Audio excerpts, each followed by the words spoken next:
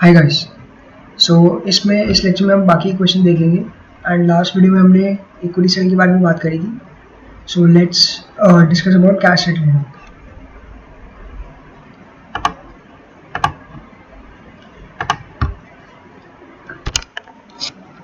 तो आप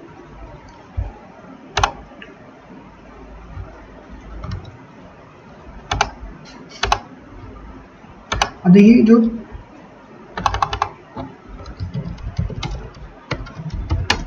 cash settle होते हैं उसमें मैंने आपको फर्स्ट लेक्चर में बताया था, उसमें या तो मार्केट कंडीशन हो सकती है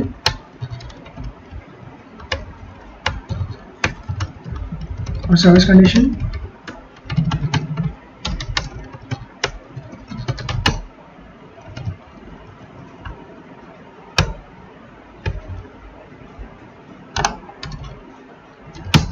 ठीक है। तो ये दो तरह के कैश सेटल होते हैं सार्स। सो एक में होता है जिसमें मार्केट कंडीशन नहीं होती, एक होता है जिसमें होती है। तो ये जो होते हैं दीज आर बेस्ट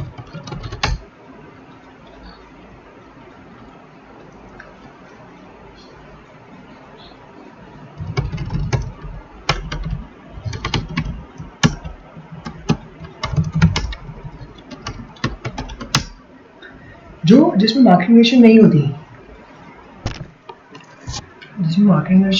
है वो वाले जो सार्स होते हैं, जो कैश बेसिकली सार्स ही होते हैं। मैंने आपको फर्स्ट सेक्शन में बताया था, शेयर्स एप्रिसिएशन राइट्स। अगर मार्केट कंडीशन प्रेजेंट होते तो ये वेस्ट होते हैं ओवर द वेस्टिंग पीरियड। आपने 3 साल का आपका वेस्टिंग पीरियड सर्व करना पड़ेगा तब जाके मिलेंगे। लेकिन जिसमें नहीं होती ये वेस्ट इमीडिएटली। इसमें जो अकाउंटिंग करते हैं वो बेसिकली बस फेयर वैल्यू चेंजेस की करते हैं।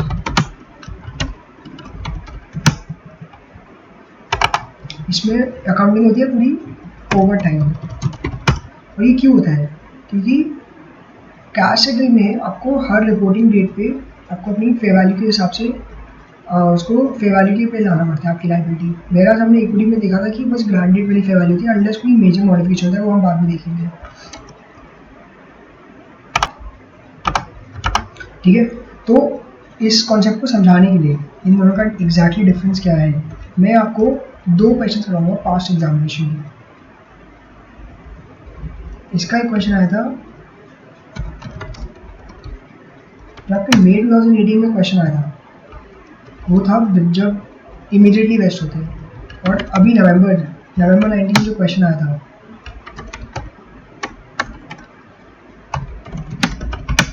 वो था आपके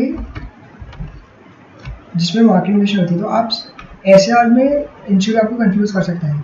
आपको लगेगा कि आपको क्वेश्चन पूरा पढ़ना पड़ेगा तब जाके आप अकाउंटिंग कर सकते हैं। तो हम दोनों क्वेश्चन देखेंगे, दोनों की अकाउंटिंग कैसे करते हैं।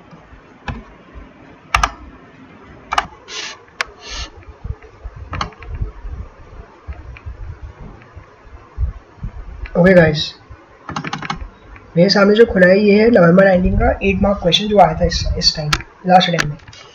इसको पढ़ेंगे। एक सेकेंड, इसको मैं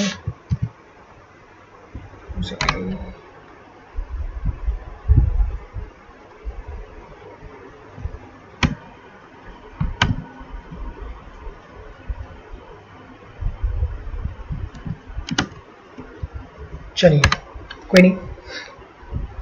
ABC Limited granted 500 stock appreciation rights each to 18 employees। तो टेम्पलेट हम ये वाला यूज़ करेंगे, इसमें आपका सेम वही होगा।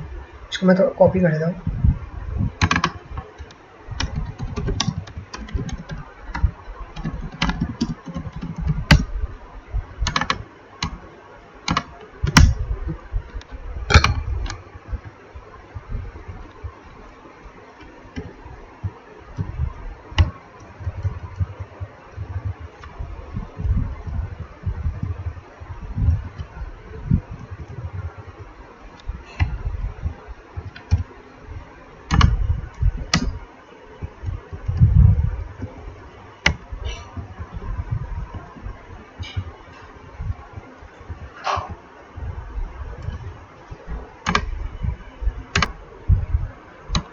ओके गाइस, इस वाले जो कैश शीट होते हैं इसमें हमें थोड़ा फॉर्मेट चेंज करना है, क्योंकि कैश शीट में आपको जैसे बताया कि हर रिपोर्टिंग डेट पे फेयर वैल्यू के हिसाब से आपको एक्सपेंस देना होता है। सो बाकी से सेम है, बस फेयर वैल्यू चेंज होगी। इक्विटी शेयर में क्या होता है कि हम ग्रांट डेट पर ही फेयर वैल्यू यूज़ करते हैं अनलेस कोई मेजर मॉडिफिकेशन होता है, but in case of cash sheet we use the fair value at each reporting date. तो एक बार हम क्वेश्चन में पढ़ेंगे तो आपको समझ आएगा अच्छे से।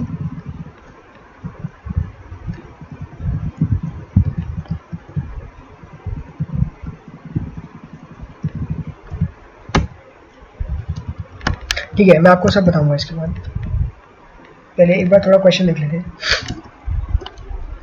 ABC Limited granted 500 stock appreciation rights each to 80 employees on 4 April 2017 with a fair value of 100 each। तो ये fair value है आपकी ग्रांट डेट पे। The terms of award require the employee to provide service for 4 years to earn the reward। तो मतलब 4 years का vesting period है। ये SARs है with vesting period। The SARs are expected to be settled in cash and is expected that 100% of the employees will exercise the option। तो guys, institute ने एक सही काम कर दिया है। इसमें इन्होंने कोई एस्टिमेशन, जैसे हमने लास्ट इक्विटी में देखा था राइट कि 90% एक्सरसाइज करेंगे 80%, तो उसके बेस में हमने एक्सपेंस चेंज करा था। इसमें क्या है कि इन्होंने साफ दे दिया कि 100% होंगे, तो हमें कोई एस्टिमेशन नहीं है ना। ये वाला जो हम अनवेस्टेड ऑप्शन लैप्स करते हैं इसमें जीरो, सब में जीरो है। The fair value at each reporting this form. तो मैं एक बार बताता हूँ।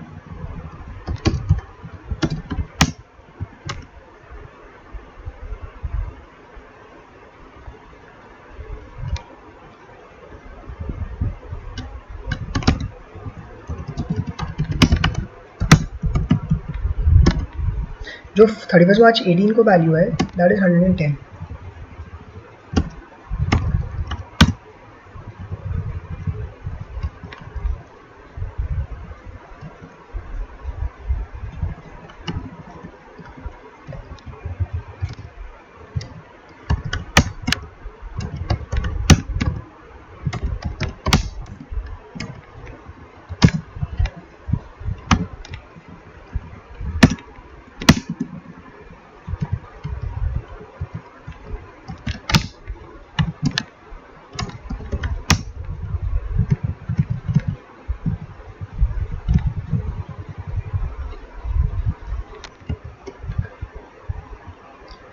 सबसे पहला पार्ट है प्रेजेंट जर्नल एंट्रीज। भाई आप बहुत ध्यान से सुनेंगे, इस वाली चीज़ को आप बहुत ध्यान से सुनेंगे। जब हम इक्विटी सेल में करते हैं, मैं आपको इक्विटी सेल वाली वर्किंग दिखाता हूँ। इसमें जो हम फर्स्ट ईयर का एक्सपेंस लेते हैं वो हम लेते हैं fair value grant date. However इसमें कैश सेल में क्या होता है, आपको fair value on each reporting date लेनी होती है। तो इसमें जो इनिशियल फेयर वैल्यू है राइट 100, इसका कोई रेलेवेंस ही नहीं है, इसलिए हम इसको फॉर्मूला में चेंज करेंगे। हम ईच रिपोर्टिंग डेट वाली लाएंगे। अगर मैं इसको हटा दूँ, मैं इसके बदले अपना फॉर्मूला यहाँ ले आऊँगा। दैट मीन्स मैं हर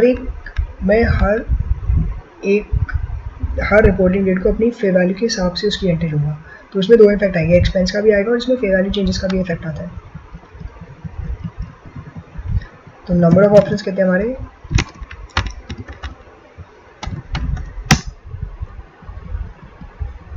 $500 into 80। गाइस अब जब हमने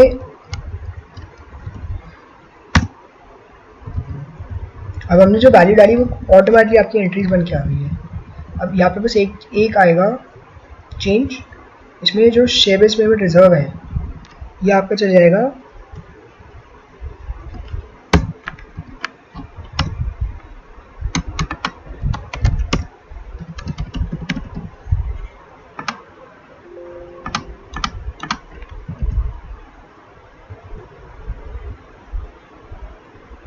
तो ये आपका हर साल का एक्सपेंस है। तो अब रिजर्व क्या होता है, शेयर बेस पेमेंट रिजर्व होता है सोकी में। शेयर बेस पेमेंट लायबिलिटी कहाँ पे रिपोर्ट होती है, फाइनेंशियल लायबिलिटीज में, because it's a you have to pay in cash right. तो ये लायबिलिटी बन जाएगी आपकी एक्सपेंस की एंट्रीज ऑलरेडी हर चीज़ आपके फॉर्मेट में, क्योंकि आपने फॉर्मेट बनाया हुआ है इसलिए आपकी पूरी एंट्री आ जाएगी।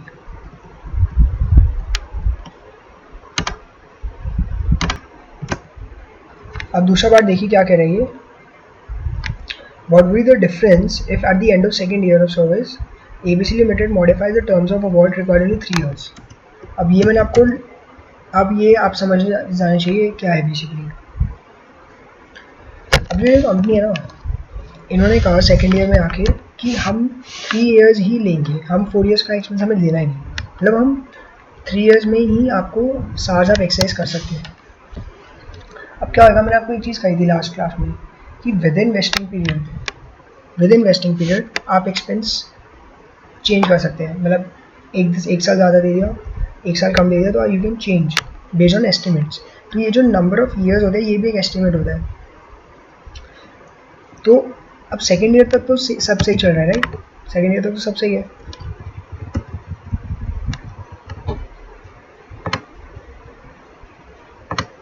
However, इन्होंने 4th ईयर हटा दिया, ये अब हमें चाहिए ही नहीं।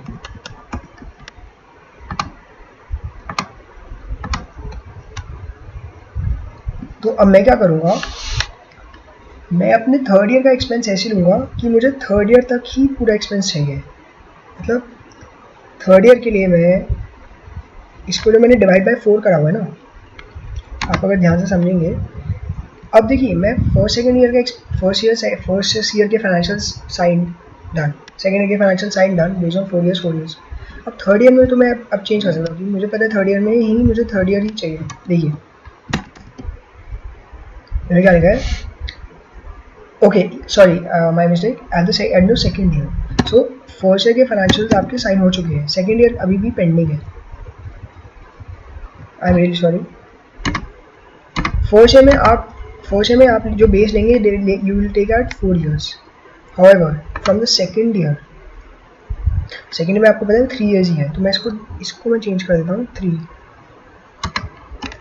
और अब ये आपको थोड़ा मैन्युअली करना पड़ेगा।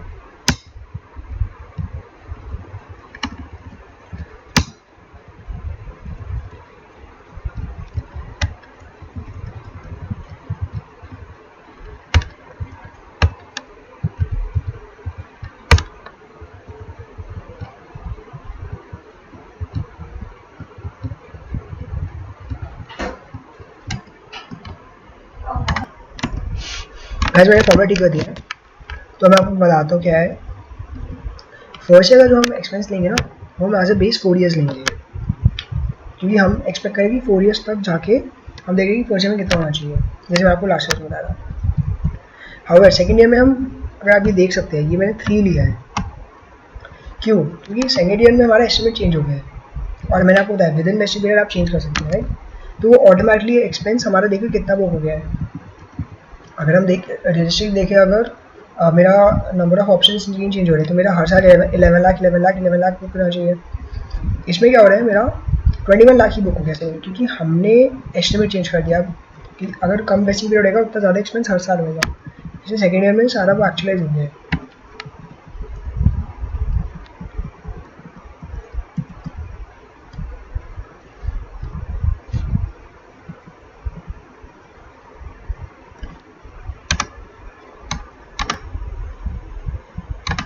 ठीक है गाइस, तो फर्स्ट ईयर में हमारा expense recognise to be recognise till date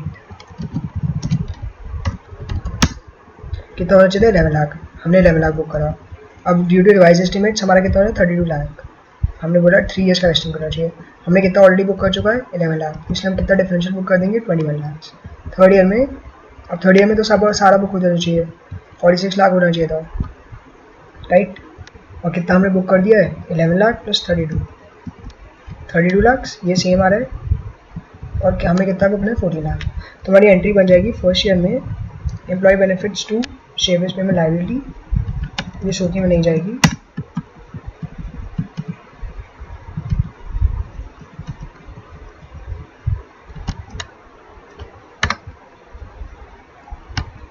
right?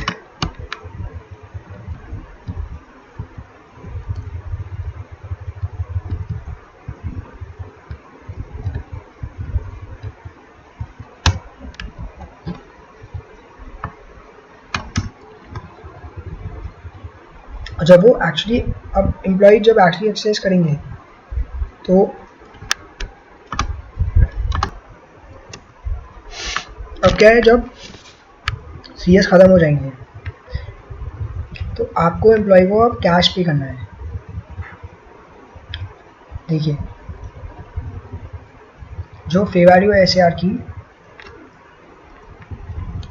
हमें इसको इतना पे करना है। तो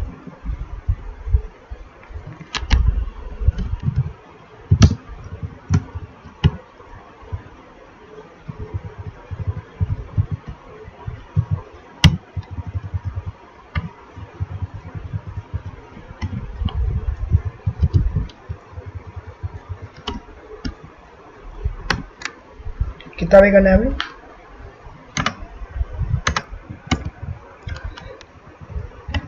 हमें उसको उतना ही पे करना है जितनी हमारी लाइबिलिटी ऑलरेडी एस्टिमेट है, क्योंकि हमें तो फेयर वैल्यू पे रखी हुई है अपनी लाइबिलिटी, इसलिए यही हमें पे करना है 46 लाख, जितना बैलेंस है आपके शेयर बेस्ड पेमेंट लाइबिलिटी में, क्योंकि अल्टीमेटली आपको कैश ही देना है, which will be derive from your, it is a share based payment, so the value of the cash liability paid will be derive from your shares.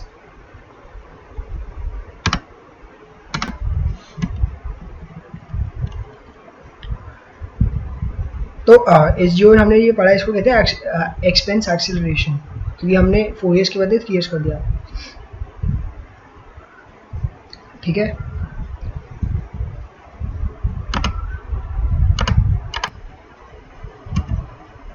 तो guys अभी मैंने आयशा का suggestion से खुला हुआ नवंबर 19 के, तो ये क्वेश्चन आपको दिखाता हूँ यहाँ पे, ये 8 मार्क के लिए पूछा था इस साल, इस अटेम्प्ट में।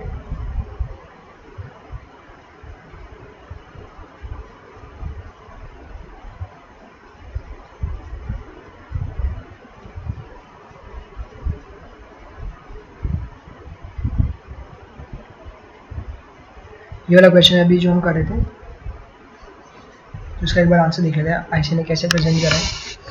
सो इसमें क्या है कि आपको पहले पूरा क्वेश्चन सॉल्व करना है बेस्ड ऑन 4 ईयर्स, फिर उसकी एंट्रीज देनी है, फिर आपको अज्यूम करना है कि अगर 3 ईयर्स होता तो क्या होता। तो हमने थोड़ा शॉर्टकट लिया है, तो आप वो पूरा क्वेश्चन पहले बेस्ड ऑन 4 ईयर्स करिए एंड देन करिए। तो एक बार देख लेते हैं इन्होंने क्या करा है। नंबर ऑफ सार्स 80 एम्प्लॉइज 5 में, तो इन्होंने 40,000 सार्स कैलकुलेट कर दी है, हमने भी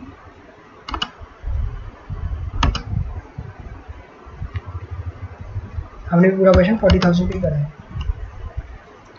तो इनका एक्सपेंस देखिए 11 लाख 24 लाख, अच्छा ये है ओके ये इनका ओरिजिनल वाला है। तो कि अगर मतलब इन्होंने 4 ईयर्स लेके करा है, तो एक बार हम देख लेते हैं कि फिर इन्होंने पूरी एंट्रीज दे दी है इन्होंने।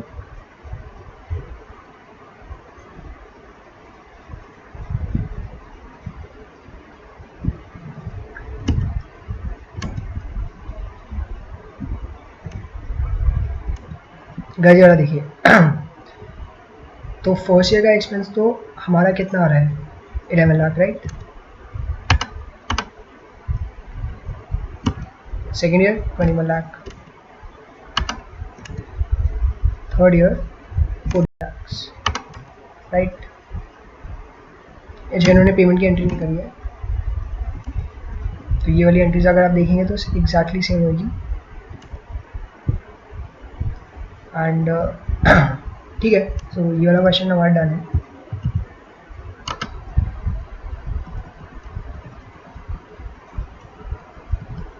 अच्छा अब आपको मैं बताता हूँ SAR वर्क कैसे करते हैं, मतलब आपको फिर से बताता हूँ क्योंकि मैंने एक बार ये करवाया हुआ है वैसे। अब SAR क्या है बेसिकली, इसकी वैल्यू डिराइव कैसे होती है, मतलब बेसिकली क्या है कि सपोज ग्रांटेड पे मेरा शेयर का प्राइस चल रहा है 100,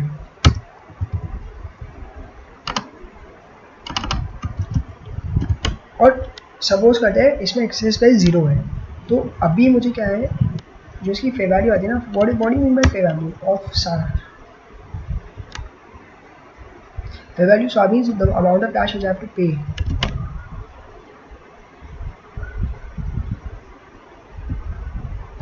जब इसका एक्सेस भी 0 होता है